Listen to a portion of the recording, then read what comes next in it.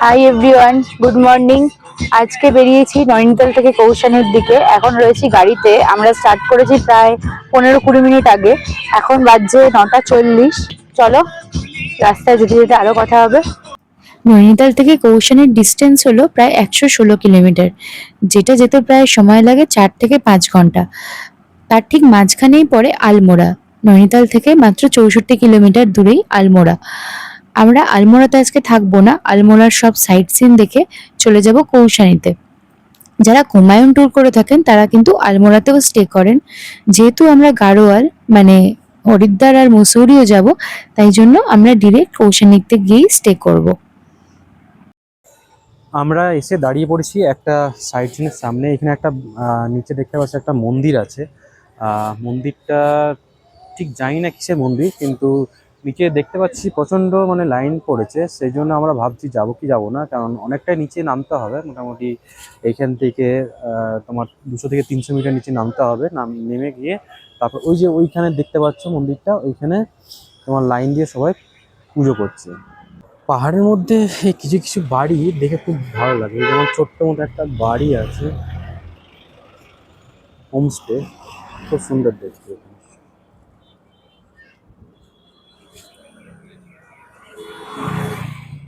আমরা একটু আগে এসে এখন দাঁড়িয়ে পড়েছি ব্রেকফাস্ট করার জন্য। এখন বাজে 10:40। আর যেটা তোমাদেরকে উপর থেকে যখন দেখালাম সেটা অ্যাকচুয়ালি নিম করলি বাবার ধাম। সেটা অনেকটাই উপর থেকে যখন দেখছিলাম অনেকটাই ভিড় ছিল, লাইন ছিল। নিচে আসার সময় সেটা দেখলাম অনেকটাই জ্যাম ছিল, সেই জন্যই আমরা আর নামলাম না ওইখানে। তো আমরা এখানে একটু আগে এসে এখন দাঁড়িয়েছি ব্রেকফাস্ট করার জন্য। আর এইখান থেকে আলমোড়া তোমার 43 কিলোমিটার মতো দেখাচ্ছে, যেটা টাইম দেখাচ্ছে গুগলে 1 ঘন্টা 25 মিনিট মতো। আর আমাদের হোটেল যেটা কৌশানী, সেইখানে ডিস্টেন্স দেখাচ্ছে তোমার 95 কিলোমিটার, আর গুগলে টাইম দেখাচ্ছে 3 ঘন্টা 5 মিনিট মতো। তো আমরা এখানে ব্রেকফাস্ট করে একটু রেস্ট নেওয়ার পর আবার আমাদের হোটেলের উদ্দেশ্যে বেরিয়ে যাব। ফার্স্টে আমাদের আলমোড়াতে কিছু সাইট সিন করার আছে, ওখানে দাঁড়াবো। তারপর আমরা যাব আমাদের হোটেলের উদ্দেশ্যে কৌশানীতে। তোমাদের সাথে শেয়ার করা হয়নি, আমরা যতদিন উত্তরাখণ্ডে ঘুরবো এই গাড়িটা আমরা বুক করে নিয়েছি। এই গাড়িটা 7 সিটার গাড়ি, এয়ারটিগার। তো এটা আমাদের সাথেই থাকবে 15 তারিখ অবধি, আমাদেরকে ড্রপ করবে ঋষিকেশে। এই গাড়িটা আমরা লালকুয়ার থেকে নৈনিতাল অবধি ফার্স্টে বুক করেছিলাম। বুক করার পর আমাদের এই ড্রাইভারের সাথে আবার কথাবার্তা হয় যে আমরা এই ট্রিপ আছে। তো ওই ড্রাইভারটার সাথে কথা হয়ে আমাদের এই পুরো জার্নিটার সাথে ডিটেলস শেয়ার করি, তার একটা ফেয়ার বলে। তারপর আমরা নেগোসিয়েট করে 30,000-এর মধ্যে এটাকে ফিক্স করি। তো ড্রাইভারের বিহেভিয়ার যেহেতু ভালো লেগেছে, সেই জন্য আমরা এই গাড়িটাই বুক করে নিয়েছি। আর এই গাড়িটাই সেম গাড়ি আমরা লালকুয়ার থেকে এসেছিলাম, আর গাড়িটার কন্ডিশন খুবই ভালো, তোমরা দেখতেই পাচ্ছ। তো যদি তোমরা চাও তাহলে আমরা এদের ডিটেলস ডেসক্রিপশন বক্সে দিয়ে দেবো, কন্ট্যাক্ট ডিটেলস তোমরা কন্ট্যাক্ট করতে পারো এদের সাথে। এখনো অবধি উত্তরাখণ্ডে যত অবধি রাস্তায় আমরা এসছি, সেই সবকটা রাস্তায় কিন্তু যথেষ্ট স্মুথ। আলমোড়া যাবার পথে আমরা চলে এসেছি একটা জায়গায়। এটা আমাদের ড্রাইভার বলল যে জায়গাটা খুব সুন্দর। দেখো, সত্যি কি সুন্দর একটা পুল আছে। এই পুলটা শুধুমাত্র হেঁটে যাওয়ার জন্য, কিন্তু পুলটা কিন্তু নড়ে। তো এইখান থেকে না দারুণ লাগছে সিনারিটা, মানে এটা একটা খুব সুন্দর একটা ফটোগ্রাফি পয়েন্ট। তো এটা কিন্তু আলমোড়া আমরা যাওয়ার রাস্তায় পেলাম। এখনও আলমোড়া প্রায় এখান থেকে 30 কিলোমিটার দূরে। দেখো, সবাই ওখানে গেছে। আমার একটু মানে উঁচু থেকে ভয় লাগে, আমার হাইটোফোবিয়া আছে, ওই জন্য আমি না যেতে পারছি না, ভয়। এদিকটা চলেছো, এদিক দিয়ে ভালো হবে। কিচ্ছু হবে না ভাই, কি আছে এখানে সব কংক্রিটের। তুমি ভয় কিসের? এটা এই যে নিচে নদীটা বয়ে যাচ্ছে, দেখো দু সাইডটা কি সুন্দর। যতই ভয় লাগুক না কেন, ঘুরতে এসে যদি স্টাইল মেরে ছবি না তুলতে পারি, তাহলে তো সব ইনকমপ্লিট থেকে যায়। তাই একটু স্টাইল মেরে ভিডিও তুলে নিলাম। আর তারপরে গাড়িতে উঠে তাড়াতাড়ি রওনা দিলাম আলমোড়ার উদ্দেশ্যে।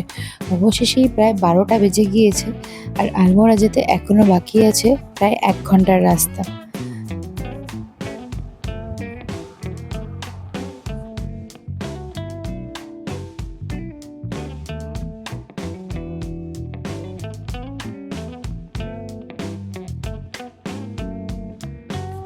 আলমোড়া ঢুকেই আমরা প্রথমেই এলাম এই টেগোর ভবনে। এই টেগোর ভবনে রবীন্দ্রনাথ ঠাকুর 1957-এর মে জুন মাসে ছিলেন। এই জায়গাটা যেহেতু আর্মি রেস্ট্রিক্টেড, তাই এখানে ফটো তোলা একদম অ্যালাউ ছিল না। আমরা চলে এসেছি এখন নন্দাদেবী টেম্পলের সামনে। এখানে একটু হেঁটে উঠতে হয়, মানে 400 মিটার আগে আমাদের গাড়িটা রাখা আছে। আর এই হচ্ছে যে রাস্তাটা যাচ্ছে, এটা হচ্ছে নন্দাদেবী টেম্পলের রাস্তা। আর এটা দেখতে পাচ্ছ আলমোড়ার মার্কেটগুলো এখানে চারিপাশে।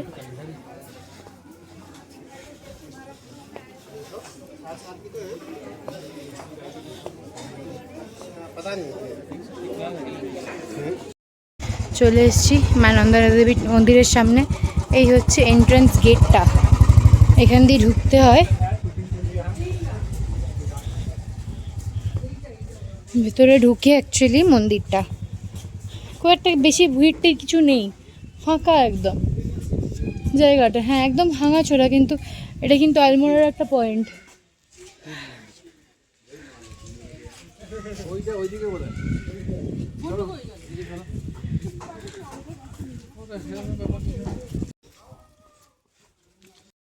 তো আমরা ওই দিক দিয়ে ঢুকলাম, আর এইটা হচ্ছে নন্দাদেবী মন্দিরের মেন এন্ট্রান্সটা। ওই দিক দিয়ে ঢুকে এইদিকে ঢুকতে হয়। আর এখানে দেখো কিছু কনস্ট্রাকশনের কাজ চলছে এখন, ওই জন্য মনে হয় এখন লোকজন অনেক কম আছে। তো চলো এবার যাওয়া যাক। নন্দাদেবী থেকে ঘুরে এসে আমরা এসেছি এক জায়গায় লাঞ্চ করতে। এইটা রেস্টুরেন্টের নাম হচ্ছে আলমোড়া দরবার। তো অনেক কিছু অর্ডার করেছি। এখানে দামটা দেখলাম ঠিকঠাকই আছে, মানে নৈনিতালের থেকে কিছু কিছু জায়গায় দামটা একটু বেশি নৈনিতালে, তো এইখানে বেশ কম দেখলাম। কি করছিস? পুতাই, কি করছিস পুতাই? পুতাই বু কি কি? না না না, এগুলো সব নিতে হবে না। চামচ নিয়েছো তো? একটু উঠে বস, একটু উঠে বস।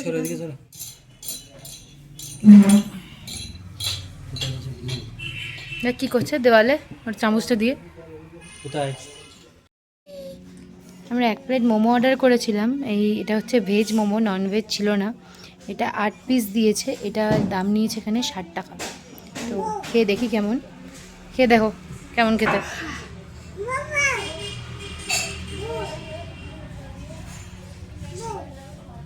আস্তে করে খাও, গরম আছে। ভালো চিকেনের মতো। আর ঝালে সস দিল তো। ভেজ থালি নেওয়া হয়েছিল। ভেজ থালিতে ডাল, ভাত, রুটি, একটা সবজি, একটু পনির, স্যালাড, আর এইদিকে দিয়েছে পাঁপড় ভাজা।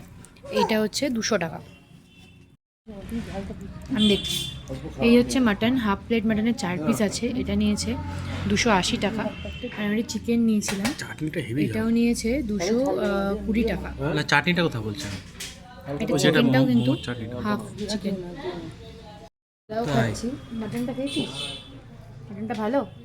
মাটনটা খেয়েছো? ভালো। তো চিকেনটা বেশ কিন্তু সফট আছে, বেশ নরম, বেশ জুসি চিকেনটা। আর পোলাওটাও খুব সুন্দর করেছে খেতে। চামচ ভাত নিয়ে আলমোড়াতে লাঞ্চ সেরে যখন কৌশানের দিকে বেরোলাম, তখন বাজে প্রায় 3টে। আর এখন বাকি আছে প্রায় 50 কিলোমিটারের মতো রাস্তা। পৌঁছেছি আমাদের কৌশানীর হোটেলে। আমাদের হোটেলের নাম হচ্ছে হিমবাদী রিসর্ট। মেন রোড থেকে একটুখানি জাস্ট, অ্যাকচুয়ালি মেন রোড নেই, যে একটু মার্কেট মতো ছিল, ওইখান থেকে জাস্ট একটুখানি এলাম। বাট ভিউটা, মানে হোটেলটা ওপর থেকে দেখা যাচ্ছিল না। আমরা জাস্ট মিস করে গেছিলাম। একটুখানি গিয়ে দেখলাম যে না, বোর্ড লাগানো আছে জাস্ট রাস্তা থেকে একটুখানি নিচে। তোমাদেরকে জাস্ট ভিউটা দেখাই। ভিউটা কিন্তু অসাধারণ এখানকার। এই হচ্ছে আমাদের হোটেলের আমাদের ব্যালকনিটা। এইখানে আমাদের রুম, অ্যাকচুয়ালি এই রুমগুলো হচ্ছে ডাবল বেডরুম। আর নিচে যে রুমগুলো আছে, এই যে কটেজেসগুলো আছে, এগুলো হচ্ছে 4 বেডরুম। তো দেখতে পাচ্ছ, এই দেখো আমাদের লনটা সামনে, বিশাল বড় একটা লন আছে গোটাটা।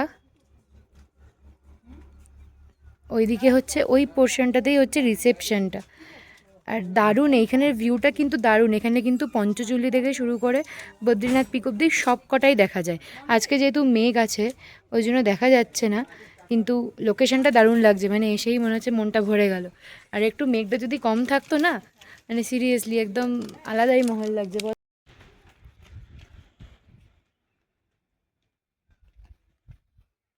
এই যে ছোট ছোট যে তোমরা ব্লু কালারের এই রুমগুলো দেখতে পাচ্ছ, এগুলো cottage actually, single single cottage.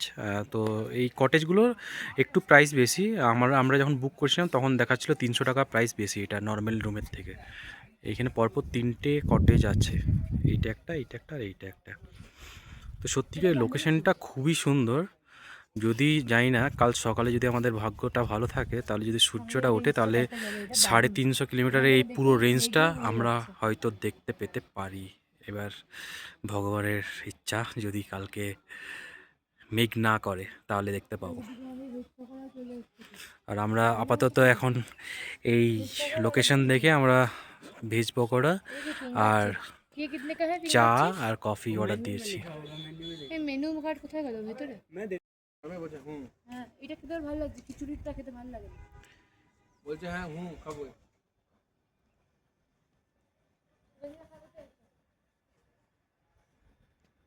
একটু দিন দিন পৌঁছে গেছি, ভালো হয়েছে, ফার্স্ট ক্লাস হয়েছে। যে দেখেনি তার কাছে স্বর্গরাজ্য লাগে। বলো। না, লোকেশন সত্যি খুবই ভালো এটা। খুব ভালো।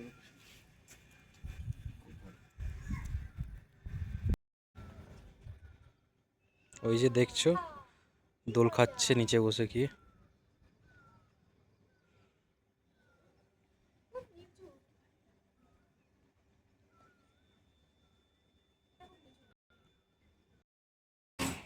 পাপা কোথায় কোথায় হাঁটে দেখি যা। আজকে আমরা এখন আছি কৌশানীতে। এখন বাজে সকাল 9টা। একটু আগেই বেরোবো ভেবেছিলাম, কিন্তু হয়নি, একটু মানে সবকিছু করতে করতে লেট হয়ে গেল।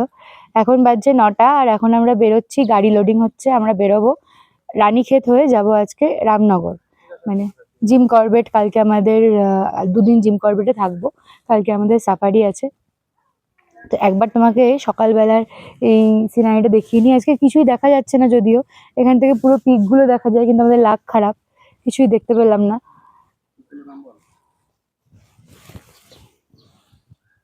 এখানে কিন্তু পিক গুলো সব কটার নামও লেখা আছে, সেটাও তোমাদের দেখাবো। এখানে কতগুলো পিক দেখা যায়, এখানে পঞ্চচল্লি থেকে শুরু করে ত্রিশূল, বদ্রীনাথ ধাম, সব কটা পিকই এখানে দেখা যায়, কিন্তু আজকে দেখা যাচ্ছে না।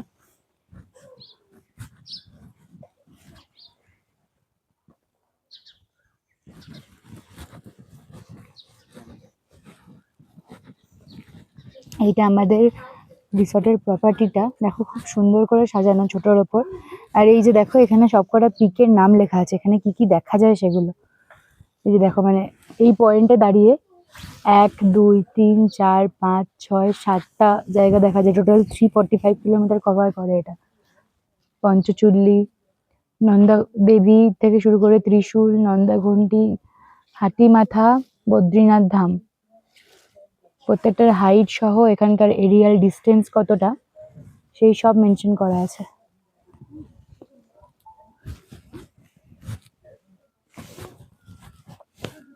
কৌশানী থেকে বেরিয়ে আমরা চলে এসেছি কৌশানীর কয়েকটা সাইট সিনে। ফার্স্ট সাইট সিন হচ্ছে গান্ধী আশ্রম। এখানে 1929-এ গান্ধীজি 2 উইকসের জন্য ছিলেন। তারপর থেকে এই আশ্রমটা ফেমাস হয়ে গেছে, মানে এই আশ্রমটা তৈরি হয়েছে তারপরে। এখানে এটা হচ্ছে গান্ধী আশ্রম, অনাশক্তি আশ্রম কৌশানী বলে লেখা আছে, ওখানে দেখতে পাচ্ছ। আর এইখানে হচ্ছে টিকিট আছে, এই যে এইখানে দেখতে পাচ্ছ টিকিট রয়েছে। আর ভেতরটা দেখো, আশ্রমটা কিন্তু বেশ সুন্দর জায়গায়, একদম পাহাড়ের ওই দিক থেকে পাহাড়ের ভিউটা দেখা যাচ্ছে। আর এই হচ্ছে এর ল্যাটিটিউড লঙ্গিটিউডটা দেওয়া হয়েছে। আর উচ্চতা 1703 মিটার। চলো আমরা ভেতরে যাই। এই যে এইখানে টিকিট কাটা হচ্ছে। আর এই হচ্ছে দেখো গান্ধীজির মূর্তি সামনেই রয়েছে, আর গান্ধীজির 3টে বাঁদর তার পাশে। গান্ধীজির বাঁদর না ওটা? হ্যাঁ, ওটা গান্ধীজিরই, মানে গান্ধীজি বলেছিল ওইটা, ওখান থেকেই এসছে এরা। অনাশক্তি আশ্রম কৌশানী।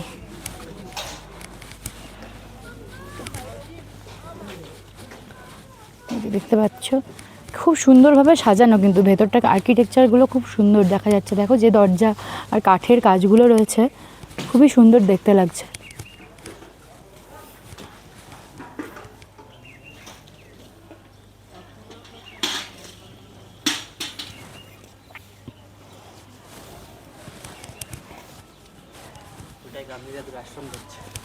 দেখেছো পুতাই কেমন লাগছে? কেমন লাগছে বাবাই? এই জায়গাটা স্লিপ হয়ে যাচ্ছে।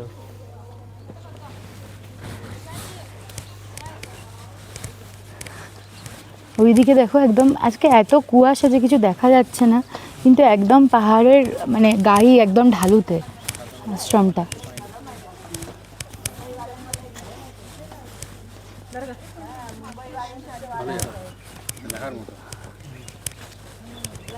না জায়গাটা খুবই সুন্দর, খুবই মানে খুবই ভালো জায়গায় সিচুয়েটেড, আশেপাশে পুরো পাহাড় এদিকে, কিন্তু যেহেতু কুয়াশা ওই জন্য ভালো করে বোঝা যাচ্ছে না, কিন্তু আশ্রমটা খুব সুন্দরভাবে বানানো। প্রার্থনা ভবন এটা।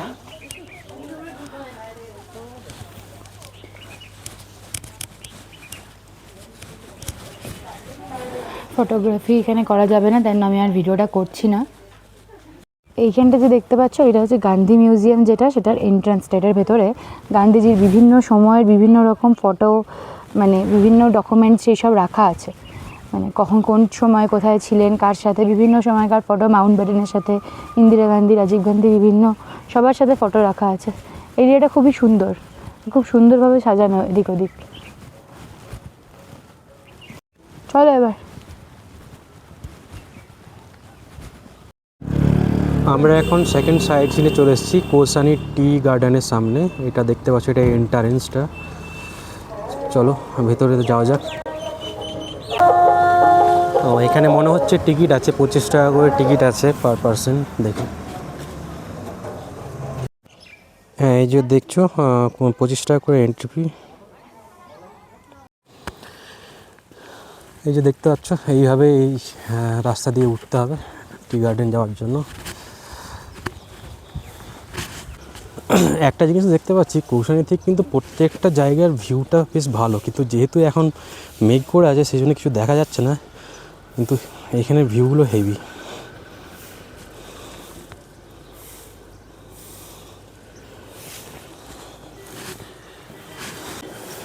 একটা জিনিস ভালো দেখতে পাচ্ছি, প্রত্যেকটা জায়গার 50 মিটার দূরে দূরে একটা করে ডাস্টবিন রাখা আছে। এটা মনে হচ্ছে কোনো একটা শপ, হ্যাঁ কৌশানি শাল শপ।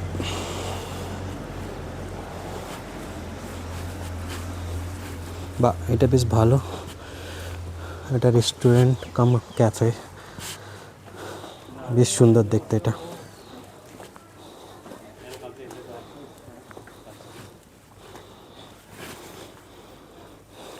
হ্যাঁ এই যে দেখতে পাচ্ছ টি গার্ডেনটা শুরু হয়ে গেছে এখান থেকে।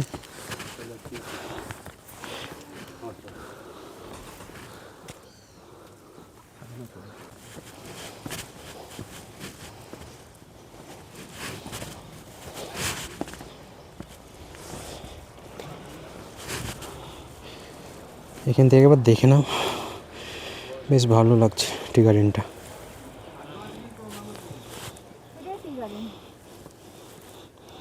ভিউটা খুব সুন্দর এখান থেকে, যেহেতু মেঘ করেছে সেখানে দেখা যাচ্ছে না।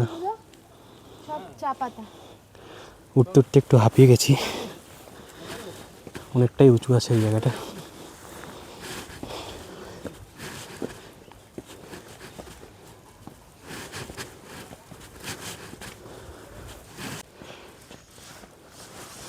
অনেকটাই উঁচু আছে, আরও সিঁড়ি দিয়ে আছে, আরও উঁচুতে যাওয়া যাবে, কিন্তু এখানে খুব একটা বেশি টি নেই।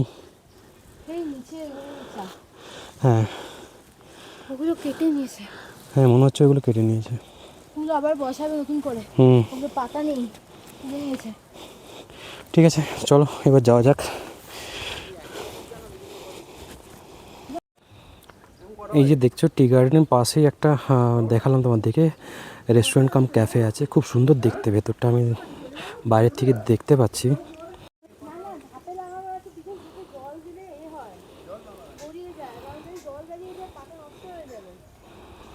এইখানে যদি তোমরা কেউ অক্টোবর বা নভেম্বর করে আসতে পারো, যখন পুজোর ছুটি থাকবে, তখন বেশ ভালো ভিউ দেখা যাবে। কিন্তু এখান থেকে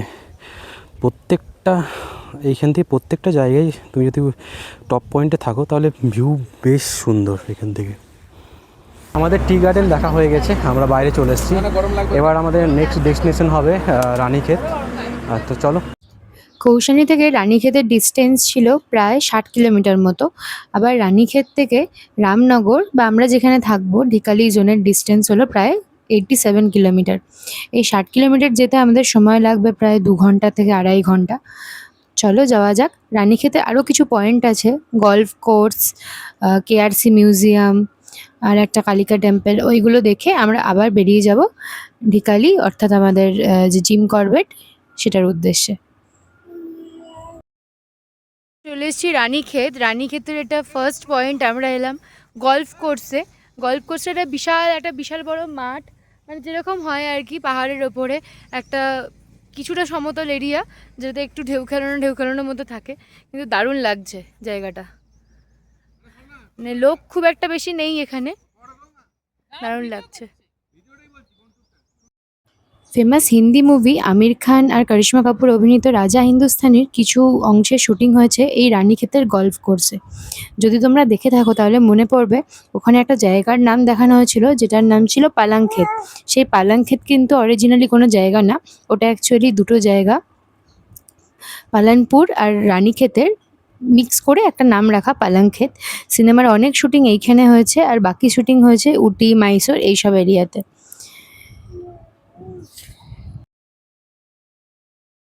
আমরা চলে এসেছি নেক্সট ডেস্টিনেশন, এই মা কালী মন্দিরের সামনে, মা কালিকা টেম্পল, এটা হচ্ছে রানীক্ষেতে।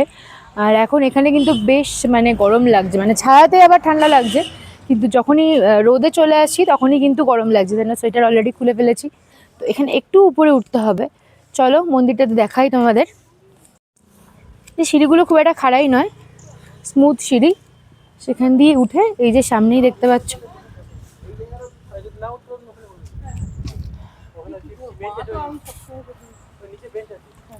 আস্তে আস্তে গিয়ে বসো, আমি একটু দেখে আসি।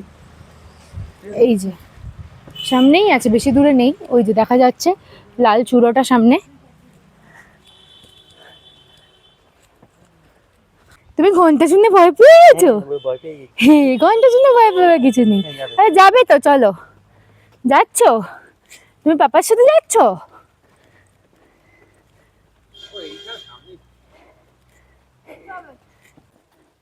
এইটাও তো একটা মন্দির।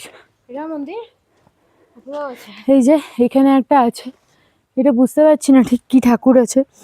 মন্দির কি দূরি কেবল কত মিটার হ্যাঁ? 50।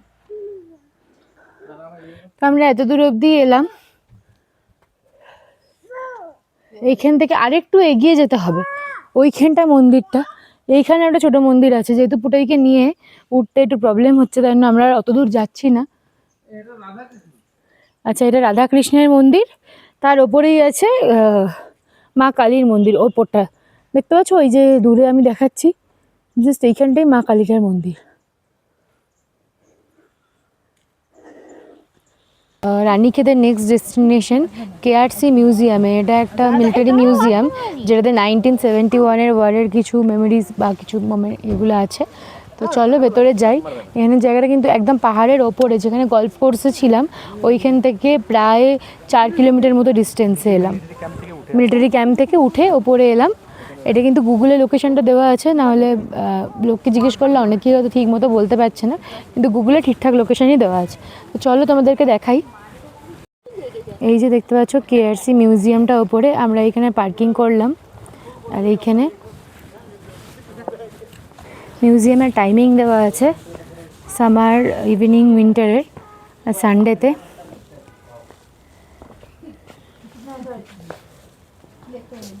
আর এইখানে রয়েছে দুটো কামান। এই যে মিউজিয়ামের একটা মিনিয়েচার এখানে করা রয়েছে, আর বিভিন্ন আর্মিদের।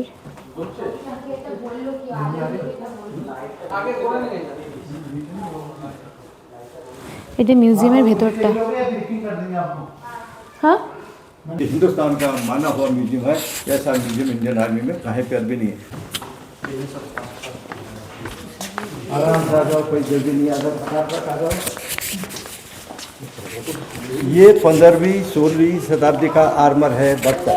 जब हथियारों का आविष्कार नहीं हुआ था तब लड़ाई इससे लड़ते थे। रामलीला में आपने परशुराम की कुल्हाड़ी देखी होगी, यही है, इससे अपने आप को शुरुआत करते थे। उनके शरीर में कोई जख्म नहीं पहुँचे करके ये जाली पहन करके अपना बचाव का काम करते थे। आजकल ये जाली पहन करके लोग खड़ा भी नहीं हो पाएंगे। लड़ाई लड़ना तो महाभारत की बात है। इसका वजन 10 किलो है।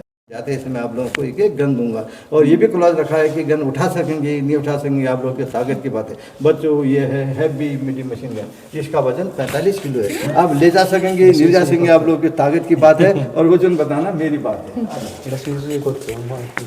क्या चल गया मोबाइल, आप लोग स्क्रीन टच करके नंबर मिलाते हैं 942019990055। पहले ज़माने में जो भी नंबर मिलाते थे उसको डायल करते थे।